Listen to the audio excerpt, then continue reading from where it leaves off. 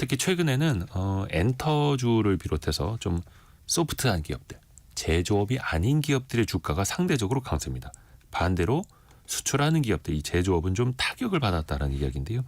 그 배경에는 미국 트럼프 대통령의 관세 정책이 있죠. 항상 불안합니다. 또 오늘은 어떤 이야기를 할까?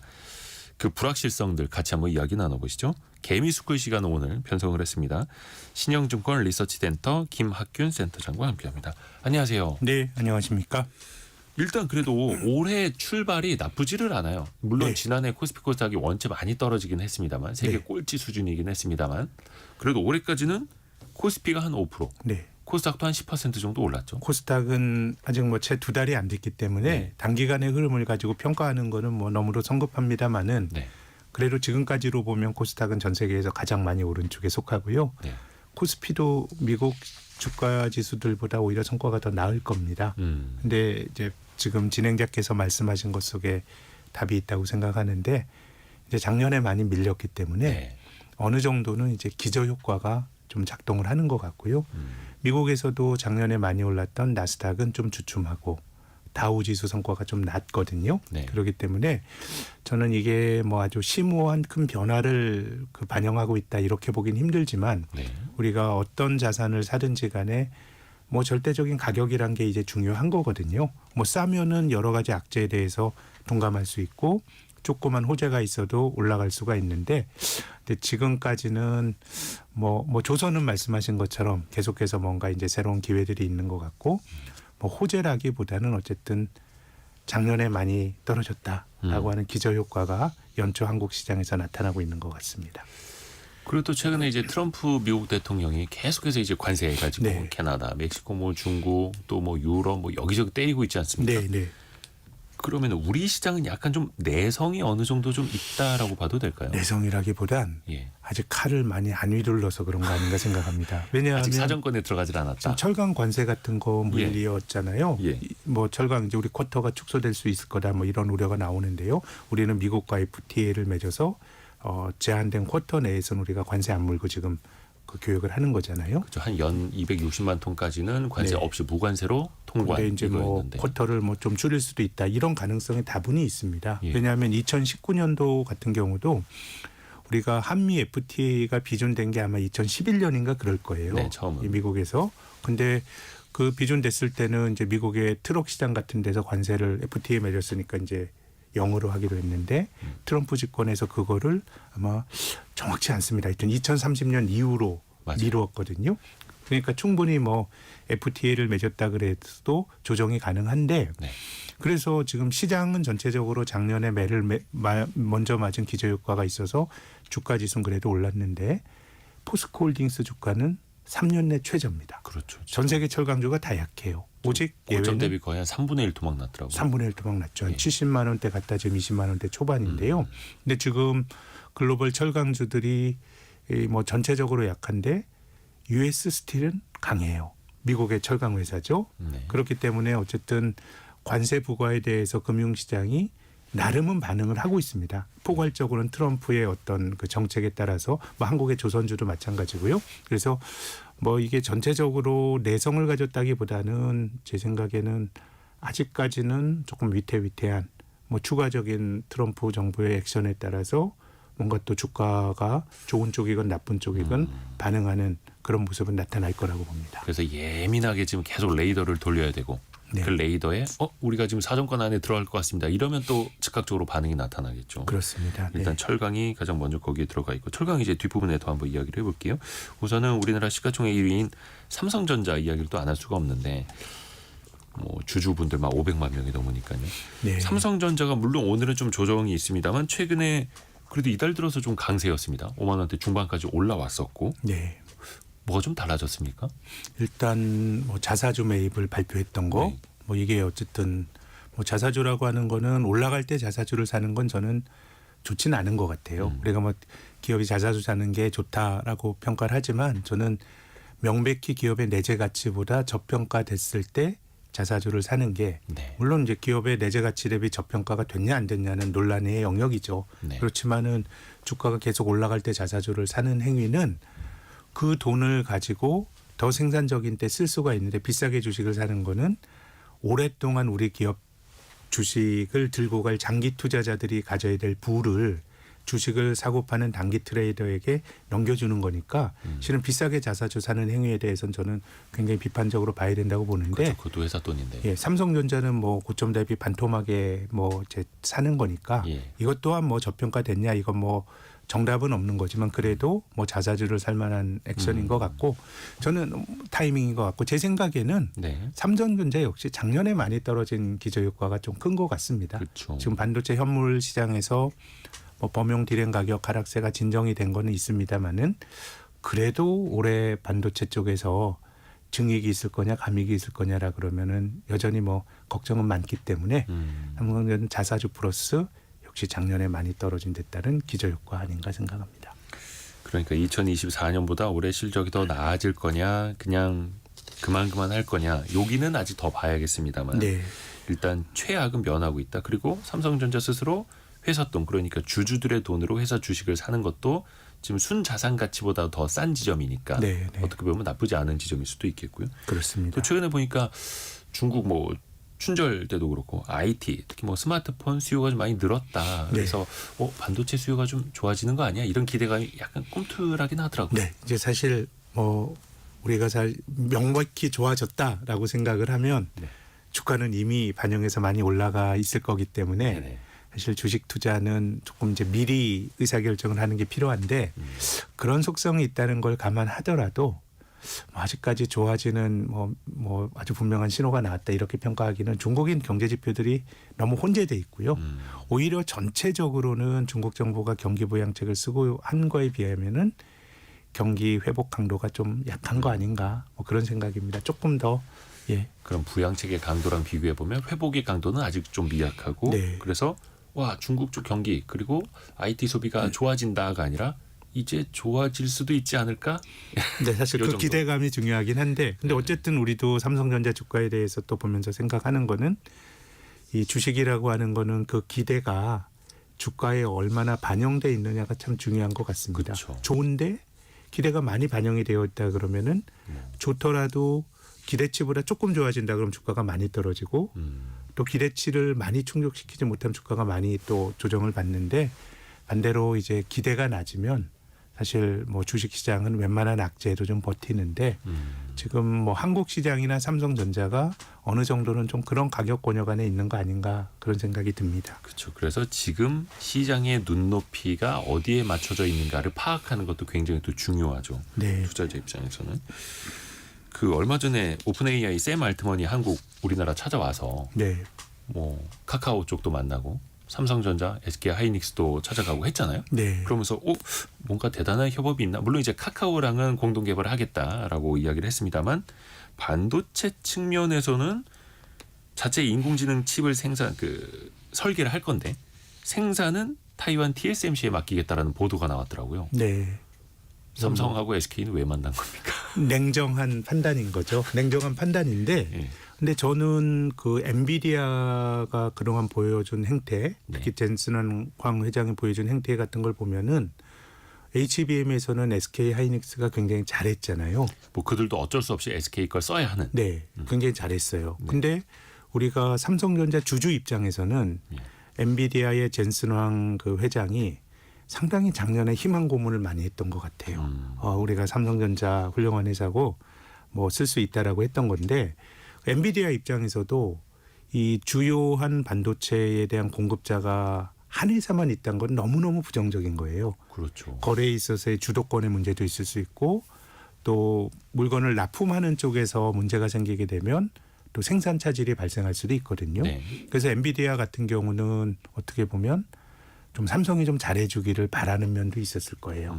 SK 하이닉스가 지금처럼 잘해주고 삼성전자와 미국의 마이크론 테크놀로지도 어느 정도 좀 올라오게 되면 자기들 입장에서는 사업의 안정도가 높아지는 거거든요. 네. 그렇게 본다 그러면 지금 뭐 오픈 AI 같은 경우도 뭐 TSMC에게 맡겼다고 하더라도 조금 다른 회사들도 좀 같이 잘해주기를 바랄 것이고 또 이제 비즈니스 환경이라고 하는 건 늘 바뀌는 거기 때문에 우리 반도체 업체들이 그래도 뭐 저력이 있잖아요. 우리가 TSMC가 지금은 뭐 사실 뭐 넘사벽까지는 아니지만 사실 그런 느낌이 사실 요즘 좀 들기도 해요. 네. 근데 3, 4년 전만 해도 TSMC보다는 삼성전자가 실은 글로벌한 금융시장 평가나 그런 평가를 받았던 거거든요. 그래서 다 이제 돌고 도는 거기 때문에 한편으로는 뭐 우리 업체들에게도 저는 기회는 열려 있다고 봐야 될 것 같고 다만 투자자의 입장에서는 오픈 AI가 됐건 아니면은 뭐 엔비디아가 됐건 약간의 희망 고문처럼 할 수 있는 이야기가 나올 수 있다는 것들도 우리가 한번 걸러서 들을 필요는 있는 것 같습니다. 젠슨 황 엔비디아 CEO가 사람은 좋아요. 그렇습니까? 그래서 자꾸 이제 협력사나 이렇게 띄워주고 이른바 이제 립 서비스를 하기는 하는데 그게 또 반대로 생각해 보면 희망 고문이 되는 거고. 근데 또 경영할 때의 의사결정은 또 냉정하게 하고. 그럼요. 그건 샘알트만도 본질적으로 마찬가지고. 기회가 열려 있다고 봐야죠. 그래서 그 기대에 충족시킬 수 있는 제품의 품질 이런 것들이 맞춰주기만 하면은 실은 당장 매출이 커질 수 있을 정도로 이 산업 자체는 커가는 산업이라고 봐도 무방할 것 같습니다. 그렇죠. 조금 아쉽기는 합니다만 요거는 이제 일단은 그 보도 차원이어서 실제로 오픈 AI의 그런 인공지능 칩 생산을 TSMC가 하는지 어떻게 되는지 조금 더 한번 또 지켜봐야겠습니다. 근데 이제 오픈 AI도 마찬가지고 자체 설계를 하겠다. AI 칩을 다 엔비디아 거를 사서 쓰는 게 아니라 네. 저마다 주문 방식으로 만들겠다. 우리가 설계를 해서 이런 식으로 가더라고요. 네, 그렇습니다. 그러면 좀 엔비디아에 대한 독점이나 의존도는 좀 많이 낮아질 수밖에 없을까요? 그럴 수도 있죠. 또 한편으로는 이것이 우리나라 그 삼성이 반도체도 지금까지는 상당히 오랜 기간 동안 잘했고 네. 또 복제학도 잘하잖아요. 네. 삼성 바이오로직스 같은 경우는 어쨌든 뭐 성과를 이제 내고 있으니까 뭐 주가가 뭐 고평가 저평가 이런 논란과는 별도로요. 근데 지금 산업 자체가 찍어내는 것보다는 사실 고객 친화형으로 지금 하는 쪽으로 점점 이제 커지는 것 같고, 맞춤형으로. 예, 그게 파운더리잖아요. 그렇죠. 이제 그걸 했던 것이 이제 TSMC이기 때문에 한편으로는 우리가 범용으로 잘 찍어내는 걸 했던 회사 입장에서는 나름의 또 도전인 것 같아요. 예, 그 도전인 것 같습니다. 그래서 어떻게 보면 범용 메모리를 가장 잘했고 복제약도 좀 삼성 바이오로직스가 잘하고 있고 어떻게 보면 이런 비즈니스 모델 이 DNA인데 네, 어떤 독점 구조가 아니라 다양한 쪽에서 나타난다면 네. 과연 이걸 어떻게 이제 우리가 대응을 할 수 있을 것인가. 파운드리 측면에서 조금 더 분발할 그런 필요성이 새로운 그래서 도전인 있잖아요. 것이죠. 네, 네. 새로운 도전이라는 거고. 샘 알트머니 얼마 전에 한국 찾아오면서 우리가 또 기대를 했던 게 미국의 그 스타게이트라고 하는 거대한 AI 프로젝트 있지 않습니까? 네, 네. 거의 우리나라 돈으로 700조 원 이상이 투입된다는, 물론 오픈 AI 또 일본의 소프트뱅크, 미국의 오라클 이렇게 같이 한다고 하는데 네. 우리가 과연 여기에 함께할 여지가 있을지 혹은 함께 해야 한다라고 네. 당위성 측면에서는 어떻게 보세요? 그건 뭐 사실 뭐 그렇게 제가 잘 말씀드릴 만한 주제는 아닌데, 다만 제가 최근에 딥시크 이후에 좀 느껴지는 변화는 네. 분명한 변화는 있는 것 같아요. 지금은 과거에 네. 닷컴 버블이 있을 때는 그때도 기술 그 혁신의 주역은 미국의 기술주들이었어요. 나스닥에 있었지만 그래도 닷컴 버블 때는 미국의 글로벌 아주 중심 종목이 있고 네. 각 나라별로도 그 비슷한 종목들이 있었습니다. 네. 뭐 예를 들어서 뭐 그 당시에 뭐 야후 같은 게 미국에 있었다 그러면 한국에서는 다음이 있었고 그 비슷비슷한 게 나라마다 있었는데 그렇죠. 최근에 인공지능은 그냥 미국만 하는, 별로 다른 나라는 수혜가 없어요. 그러다 보니까 미국의 매그니피선트 세븐이라고 하는 것만 올라가고 뭐 우리나라 SK 하이닉스처럼 거기 부품을 공급하는 커머디티 기업은 일부 수혜를 받지만 전체적으로 본질적으로 비슷한 비즈니스를 하면서 시장에서 각광을 받았던 기업들은 없는데, 제 생각엔 딥시크가 논란이 되게 많죠. 굉장히 논란이 많지만 그래도 뭔가 주변부 쪽에서도 좋은 의미에서 좀 기회가 생길 수 있다. 네. 막대한 자금력이나 어떻게 보면 이제 이거야말로 넘사벽이죠. 투자를 많이 하고 무슨 칩도 많이 사야 되고 이런 거였는데 뭔가 다른 쪽에도 기회가 생길 수 있다라고 하는 가능성을 봤기 때문에 적은 비용으로 할 수 있다라는 거. 물론 그게 맞는지는 그럼 좀 될지 안 될지 모르죠. 논쟁이 있습니다. 그런데 같은 맥락에서 보면 오픈AI도 될지 안 될지 몰라요. 지금은 굉장히 기술의 혁신인 건 맞지만 궁극적으로 투자를 받아서 기술 혁신을 하고 있지만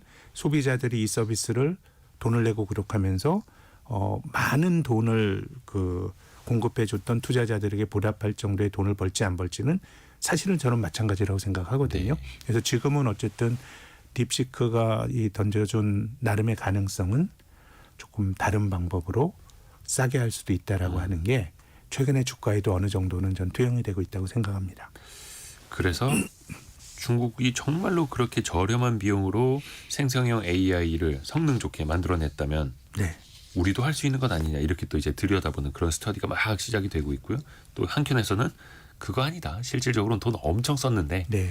정말 최종 단계의 학습 비용만 공개한 거다. 네, 논란은 이렇게 있습니다. 있고요. 네. 근데 우리에게도 좀 기회가 와야 된다라는 거고요. 반도체 이야기를 좀 해봐야 될 텐데 일단은 TSMC가 이번에 거의 처음으로 미국에서 이사회를 연다 하더라고요. 네네네. 그래서 미국에도 이제 투자를 많이 하고 있는데 미국 투자를 더 늘리는 것까지도 고려하고 있다 하더라고요. 네. 그럼 이제 우리 입장에서는 어떻게 보면 트럼프 대통령에게 타이완이 먼저 선물을 갖다 주는 걸 수도 있을 텐데 네. 우리도 이거를 남일처럼 보고 있을 수만은 없잖아요. 저는 그 TSMC의 행보는 대단히 양가적인 것 같습니다. 그리고 삼성전자 TSMC의 이사회 같은 경우는 이사회를 구성하고 이사들 명단에 대해서는 많은 비교가 되는데 TSMC는 원래 미국 사람들 많아요. 네. 예, 뭐 교수라든가 기술 전문가들이 이제 많고 그래서 뭐 전체적으로 보면 어차피 트럼프 대통령이라고 하는 굉장히 좀 독특한 캐릭터의 대통령이 집권했기 때문에 네. 나름 뭐 일본도 온갖 선물을 뭐 아보의 기술 이런 얘기 우리가 듣는 거 아닙니까? 근데 뭐 대만도 선제적으로 했다고 볼 수도 있는데 한편으로는 대만이 TSMC가 가지고 있는 핵심 기술을 대만 밖으로 나가는 거에 대해서는 굉장히 경계하고 있습니다. 그러니까 지금 피닉스에도 이미 공장을 지었잖아요. 바이든 정부 때. 예. 이때가 아마 4나노 정도 되는 공정을 이제 지었던 것이고요.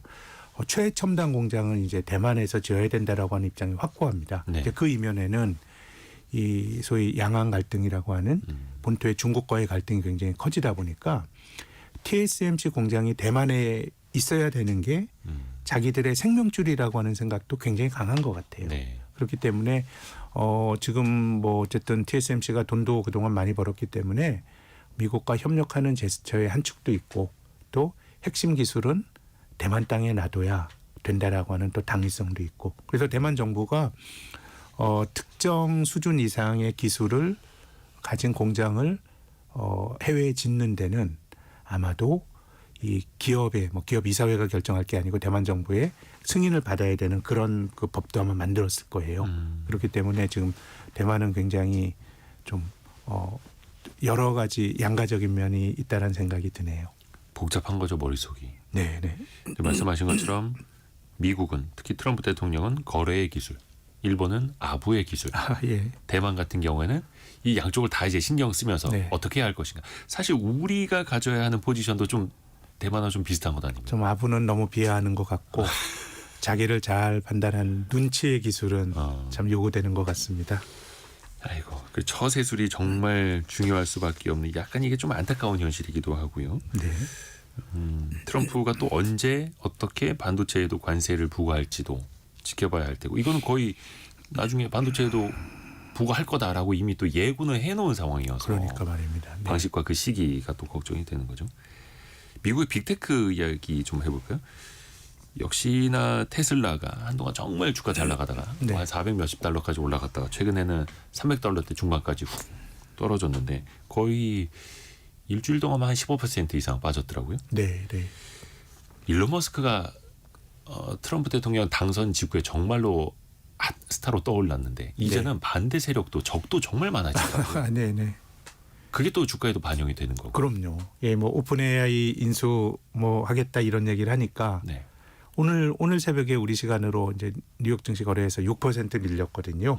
그러니까 이게 아까 말씀드린 것처럼 이 주가가 너무 많이 오르다 보니까 이때는 악재에 민감히 반응할 수도 있어요. 이제 그런 측면도 있고 또 두 번째는 아니 그래도 사실 그 일론 머스크가 가진 사람이 굉장히 좀 능력이 전방위적인 것 같아요. 전기차도 있지만 뭐 스페이스 X도 하고 예전엔 또 페이팔이라고 하는 결제도 했기 때문에 저는 뭐 이 사람이 사업가로서 능력은 있다고 보는데 그래도 그 테슬라의 시가총액이 이렇게 커진 상황에서 뭐 그런 식으로 이렇게 툭툭 던지는 게 이제 주주들 입장에서는 뭔가 기업이 가진 핵심 가치에 집중하지 못한다라는 평가가 조금 있었던 것 같아요. 그러니까 이제 주가가 많이 떨어졌는데 아무튼 참 논란의 인물인 것 같습니다. 근데 어차피 그 일론 머스크가 오픈 AI 최초에 같이 이제 설립을 했던 멤버 중에 그렇죠. 한 명이고 네. 또 XAI라고 하는 또 다른 AI 개발사도 하고 있고 네, 네. 그런 측면에서 뭐 오픈 AI에다가 이제 군침을 흘리는 거 어떻게 보면 이제 당연한 걸로 볼 수 있을 텐데 네. 사실 뭐 140조 원을 뭐 이렇게 들이댔다고는 하지만 샘 알트먼이나 그쪽 사람들이 뭐 그 돈에 이걸 팔 리는 애초에 없었던 건데 그럼 그래도 한번 공개적으로 뭔가 도발을 네. 했던 것 아니겠습니까? 그러니까 이것이 사실 뭐 트위터 인수할 때도 저 사람이 참 이단아라서 그런 거였는데 실제로 인수를 했기 때문에 참 네. 저는 머스크에 대해서는 네. 제가 속단하고 싶진 않아요. 근데 트럼프처럼. 이제 근데 지금 64조 원이라 그러면 이거 좀 뭔가 주주들 입장에서는 되게 불안할 수 있죠. 그때 그 트위터를 인수한 금액 예. 그 64조 원 예, 그렇습니다. 근데 지금은 뭐 140조 원 140%니까 규모가 더 커요. 그러면은 예컨대 뭐 그럼 테슬라 지분을 팔 거냐 뭐 이런 뭐 사실 생각을 할 수 있는 거거든요. 그렇기 때문에 좀 뭐 저는 나름 시장의 반응이 뭐 더욱 구체적으로 뭔가 계획을 보여주지 않는다 그러면 너무 이렇게 그 전기차나 핵심 사업에 신경을 덜 쓰는 거 아니야라는 반응이 저는 어느 정도 정당하다고 봅니다. 또 주가가 높아져 있거든요. 그러면 당연히 주주들 입장에서는 높아진 기대치에 대해서도 충족을 시켜야 주가가 올라가는 건데 뭐 최근 트럼프 당선 전후에서 뭐 테슬라처럼 큰 회사가 주가가 2배 올랐으니까요. 예. 근데 일단은 오픈 AI의 샘 알트먼은 이런 지하에 거절했고요. 네. 차라리 내가 트위터를 살게 나한테 예. 팔아 뭐 이런 식으로 또 맞받아치더라고요. 그러니까 아까 이야기했던 관세 이야기 조금 더 해보겠습니다. 일단은 철강 제품에 대해서는 다음 달 12일부터 네. 예외 없이 관세 25% 매기겠다. 뭐 당연히 우리나라도 여기 들어가는 거고 앞에서 말씀하신 것처럼 무관세로 들어가던 쿼터 네. 양도 좀 줄여서 그러면 우리는 또 반대로 세금을 물면서 가격에 전가하면서 들어가야 하는 건데 당연히 경쟁력이 떨어질 수밖에 없겠죠. 아무래도 뭐 좋은 영향보다는 나쁜 영향이 클 것 같은데 근데 실은 저는 관세라고 물린다 그러면 네. 만약에 동등한 관세를 갖고 우리가 경쟁을 한다 그러면 네. 실은 다 비슷하게 되는 거예요. 소비자가 비싸게 주고 사는 거고 꼭 필요한 사람은 또 가격이 올라가는 거기 때문에 조금이라도 수요가 둔화가 될 여지는 뭐 있습니다만은 네. 근데 저는 그 관세도 관세입니다만은 철강을 비롯해서 중국과의 관계도 같이 생각을 해야 될 것 같습니다. 지금 사실 철강 주가가 모레 말씀하신 것처럼 고점 대비 소위 3분의 1 토막이 났는데 네. 트럼프 대통령 당선이 확실시된 건 작년 하반기잖아요. 그렇죠? 예.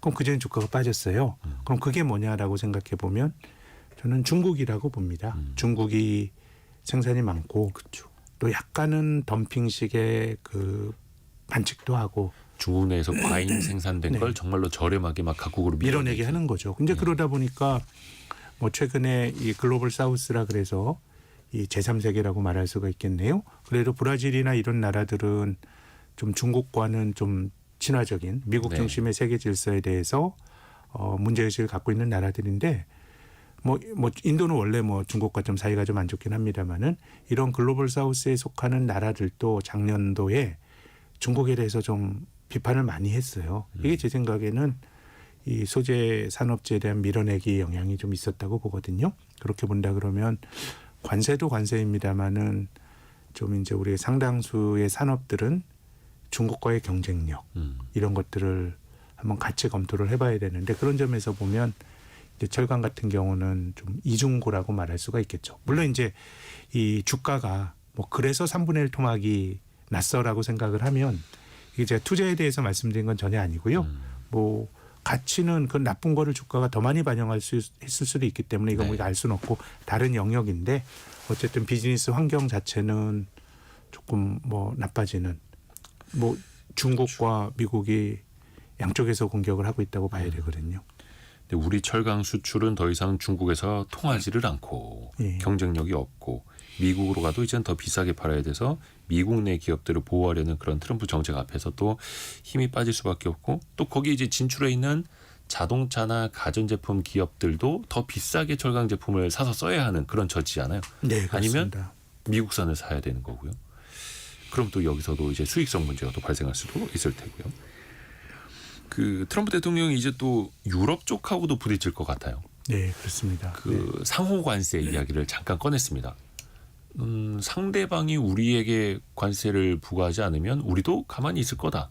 이런 식으로 이야기를 했는데 네. 그러면서 뭔가 불공정하게 나오지 말라라고도 트럼프는 이야기를 했습니다만 그 불공정을 시작한 게 사실은 트럼프 아닙니까? 그럼요. 또 상호관세라는 것 자체가 상호적인 합의하에 이루어진 거거든요. 네. 모든 품목의 관세가 똑같진 않아요. 그렇죠. 자동차 내에서도 아까 말씀 트럭과 품목마다. 상용차가 다른데 예. 이 관세가 다른 건 사실 서로 간에 주고받은 결과예요.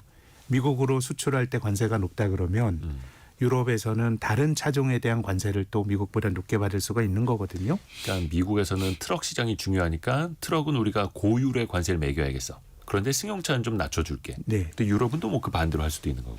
그렇습니다. 그래서 뭐 어떻게 나갈지 모르겠지만 상호 관세라고 하는 정의 자체로만 놓고 본다 그러면 실은 이거는 진짜 예컨대 뭐 미국으로 수출하는 철강의 관세율을 높인다. 이거는 명확하게 미국 기업들에게 미국 철강 업체에겐 어쨌든 득이 되는 거거든요. 근데 이 상호 관세는 조금 그 논란의 여지가 이게 미국 입장에서도 이게 100% 이익인가에 대해서는 또 논란의 여지가 있는 이슈라고 생각합니다. 그렇죠. 그래서 다른 나라가 어떻게 보면은 작용에 따른 반작용을 분명히 보여줄 텐데 네. 그렇게 되면은 또 이게 쉽지 않죠. 그 자기들한테 불리한 것도 그러면 관세를 맞춰주는 게 그 정신에 맞는 건데 사실 그런 기대는 별로 없고 트럼프이기 때문에. 네. 근데 뭐 그렇다면 거기에 대해서 상호 관세라는 이름을 붙이는 게 또 맞나라는 생각이 드는데 근데 지금 진행자께서 말씀하신 것처럼 마지막은 트럼프이기 때문에라는 게 그게 좀 이제 걱정이 되는 것이죠. 네. 이 상호 관세도 이게 조만간 발표한다 그래가지고 그렇죠. 내일 아침에 또 눈 떴을 때 어떤 뉴스가 나와 있을지 몰라가지고 네. 걱정스럽긴 합니다. 예, 뭐 하루하루가 크게 보면 이제 올해 시작하고 한 40일 정도의 주식시장 흐름은 기저 효과 작년에 많이 오른 게가 조금 가라앉고 고생을 했던 증시가 올라가는 기저 효과 플러스 트럼프 플레이 이렇게 이름을 붙일 수 있을 것 같습니다. 최근에도 이제 뭐 기사 같은 걸 이제 보면은 인도, 태국이 상호 관세 부과에 가장 또 타격을 받을 수 있다 이런 분석들도 나오는데 분명히 우리나라도 트럼프 대통령과 정상회담을 해야 할 거고 분명히 그 순서가 돌아올 건데 아직은 미국에서 약간 좀 후순위 사각지대에 있는 걸까요? 뭐 그렇다고 봐야 되지 않을까 카운터파트가 또 싶습니다. 다시 생기면 네. 이야기는 이어나갈 수 있을 테고요. 조금 우리 경제 이야기 좀 해볼게요. 기획재정부가 2020년, 25년 우리나라 경제 성장률이 1.8%로 네. 굉장히 낮게 내다봐서 이것도 충격이 됐는데 네. 국책연구기관이죠. KDI 한국개발연구원이 1.6%까지 성장률 눈높이를 확 낮췄더라고요. 최근에 좀 나타나고 있는 특징이요. 이 민간에 있는 금융기관이나 조사기관들도 성장률을 전망하고 네. KDI와 같은 국제연구기관이나 아니면 뭐 한국은행이나 기재부 같은 이 공공기관 공무원들도 이제 전망을 하는데 네. 대체로 공공기관들의 전망치가 시장 눈높이보다 높은 경우가 많았어요. 예. 그러니까 이건 어떻게 보면 바람이 좀 담긴 것도 있어요. 정부에서 하듯이. 네, 경제는 약간 뭐 심리기도 하고 그렇죠, 하기 그렇죠. 때문에 안 좋다 그러면 실제로 자기 강화적으로 더 나빠질 수가 있기 때문에 상당히 바람이 담겨서 하는 경우가 많은데 최근에는 국책연구기관들의 전망치가 시장보다 더 비관적이에요. 그래서 저는 이게 공공기관이 너무 비관적으로 보고 있다는 평가보다 시장의 눈높이도 저는 똑같이 낮춰질 가능성이 좀 높다고 생각이 되거든요. 그러면 시장의 눈높이는 1%대 중반이 아니라 1%대 초반까지. 뭐 제 생각에는 지금의 저도 뭐 이게 뭐 경제 전망이란 게 정답이 있는 건 아니지만 지나가 봐야 아는 거지만 네. 지금 뭐 우리나라 공공기관 KDI나 뭐 기재부 전망 같은 게 엄청나게 낙관적이라고 보고 있지는 않아요. 상당히 그냥 눈높이에 맞게 보고 있는 것 같아요. 뭐 저의 견지에서는 그럼 뭐 그 정도나 그거 조금 하회하는 수준까지는 시장 눈높이로 낮아질 개연성이 있다고 봐야죠. 근데 제 생각엔 올해 성장률 전망치도 문제인데 네네. 올해 지금 뭐 이제 뭐 기획재정부나 아니면 KDI나 이런 1.5 전후한 성장이 만약 현실화되면 이게 역대 6번째로 낮은 성장률입니다. 거의 어떤 위기 상황이 아닌데도 위기 상황이 아닌데도 근데 이제 그러면 과거에 예. 올해 예상되는 성장률보다 성장률이 더 나빴던 과거 사례가 5번이 있잖아요. 네. 근데 그때의 패턴을 보면 한국의 경제 성장률은 1980년도 1.4% 마이너스 성장했던 게 사상 최초의 역성장이었습니다. 근데 81년도의 성장률이 7%대까지 바로 좋아졌고 V자로 반등. 예, 98년 IMF 외환위기 때 우리나라 GDP 성장률이 마이너스 5.1%. 이건 최악의 경기 후퇴입니다. 네. 근데 99년의 성장률은 11%. 정말로 V자. V자. 근데 재작년에 2023년의 성장률이 1.4였습니다. 예. 역대 5번째로 낮은 성장률이었어요. 네. 근데 작년 성장률이 2. 예. 이건 V자가 아니고 밋밋한 회복인데 올해 다시 1. 1%대라 그러면 제 생각엔 뭐 순환적으로 올해 성장률이 어떻게 될 거냐도 굉장히 중요하지만 뭔가 이제 한국도 저성장이 구조화됐다고 봐야 되는 거 아닌가. 이게 뭔가 심장 박동이 이제 쿵쾅 쿵쾅 했던 그런 심장에서 네. 그냥 약간 볼록볼록 요 정도만 하고 있는 그런 정도. 저는 한편으론 우리가 성장률을 끌어올리기 위해서 뭐 아주 작은 거라도 노력을 해야 되는 건 뭐 당연한 일이지만 한편으로는 성장률이 뭐 계속해서 우리가 그 청춘의 심장으로 뛸 수는 없어요. 우리나라가 거의 뭐 한 10대 경제 강국이 된 것이고요. 그렇게 본다 그러면 우리가 예전에 뭐 학교에서 배웠지만 뭐 한계 생산의 체감의 법칙 뭐 이런 거 기억나시는 분 계실 거예요. 예. 규모가 커지면 추가적인 경제적 자본이 투입되더라도 효율은 떨어지는 거거든요. 그렇죠. 또 다른 한편으로는 2000년대 초반에 우리나라 경제가 명목 GDP가 한 6, 700조 원 했던 것 같아요. 네. 그러면 그때 한 뭐 5% 성장했다 그러면 커지는 보고가 뭐 한 35조 이렇게 되는데 네. 지금 우리가 2,400조 원 정도 되면 예. 뭐 1% 중반에만 그만큼 절대적 부는 커져요. 그렇기 때문에 저는 이것을 우리가 뭐 조금이라도 높일 수 있는 것에 대해서 노력해야 된다라고 하는 점에서는 이견이 전혀 없고요. 다만 전반적인 생활인으로서 살아가야 될 어떤 마음가짐이나 정책도 이게 뭐 그냥 갑자기 띄울 수 있는 거는 뭐 그런 게 있겠나 싶습니다. 어느 정도는 그렇죠. 잘할 수 있는 건 잘하지만 한편으로는 적응의 문제라는 것도 꼭 생각하셔야 된다고 봅니다. 어떻게 보면 다시 청춘의 심장으로 돌아갈 수는 없다라는 거. 근데 이게 좀 이제 안타까운 게 뭐 물론 이제 미국 같은 경우에는 세계에서 GDP가 제일 큰 나라인데도 막 2%대 성장하고 막 어마무시한 혁신을 보여주고 하니까 정말로 다른 세상 네. 같기도 느껴지는데 혁신도 있지만 남의 거 뺏어서 하는 것도 있잖아요.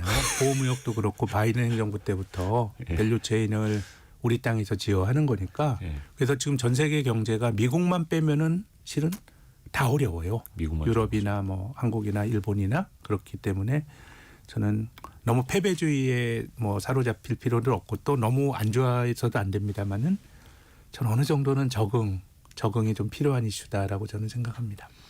근데 KDI가 우리 경제 성장률 전망치를 1.6으로 봤는데 소비자 물가 지수 상승률도 1.6으로 봤더라고요. 네. 어느 정도는 이제 경기 둔화를 지금 예. 환율이 상당히 높음에도 불구하고 조금 수요가 약할 거기 때문에 경기 둔화를 반영한 물가 안정 이렇게 봐야 되겠죠. 혹시 뭐 이쯤 되면은 스태그플레이션 네. 예를 들어 성장은 거의 멈추고 물가만 오르는 상황 이것까지는 그럼 아직 우려하지는 않아도 되겠습니다. 예, 제 생각에는 뭐 이 정도라 그러면 성장 둔화를 반영한 물가라고 생각합니다. 성장 둔화를 성장에 반영한 비해서 물가가 과도하게 높으면 제 생각엔 이거는 스태그플레이션이라고 볼 수 있는데 물가만 한 2, 3% 오른다면 예, 지금은 뭐 그런 거라기보단 그냥 올해 순환적인 경기 하강을 반영한 전망치라고 보는 게 타당하지 않을까 싶습니다. 일단 물가도 1%대로만 오른다면 네. 또 걱정되는 거는 2025년뿐만이 아니라 이제 장기간 1%대 네. 성장밖에 못하는 나라가 되지 않을까 또 걱정이 되는 건데 그 어제 데이터가 나왔는데 2월 네. 그러니까 한 10일치 데이터긴 합니다. 네. 수출 데이터 보면은 일평균 수출액이 전년 동기 대비 한 6.4% 정도 줄었더라고요. 조업일수 고려한 걸로 보면. 네, 네. 물론 열흘밖에 안 되긴 했습니다만 네. 좀 어떻게 봐야 돼? 아직은 좀 이른 것 같긴 한데 판단하기엔. 네. 근데 이제 우리가 수출은 좋다 나쁘다를 말하기에 앞서서 내수는 계속 안 좋거든요. 그렇죠. 그러니까 작년에 경기가 그래도 성장률이 좋아진 건 수출 때문에 수출 의존도가 높기 때문에 올해 수출이 얼마나 둔화될 거냐 이거는 뭐 아직 판단 내리긴 이릅니다만은 전체적으로 수출의 스윙폭에 따라서 우리가 지금 있는 경제에 대한 눈높이가 생각보다 좋아지거나 나빠지거나 결정할 수 있는 요인은 수출이 아닐까 생각합니다. 결국은 수출이 좋아져야 하는데 미국에서부터 불확실한 네. 먹구름이라기보다 안개가 너무나 자욱하고 좋다 나쁘다를 말하기에 앞서서 말씀하신 것처럼 참 뭔가 안개가 많이 낀 거는 사실인 것 같습니다. 중국 쪽은 먹구름이 아직은 잘 안 거치는 것 같고 네, 그렇습니다. 뭔가 좀 빨리 안개라도 거치고 먹구름도 좀 거쳤으면 하는 바람 가져봅니다. 신영증권 리서치센터 김학균 센터장과 함께했습니다. 고맙습니다. 감사합니다.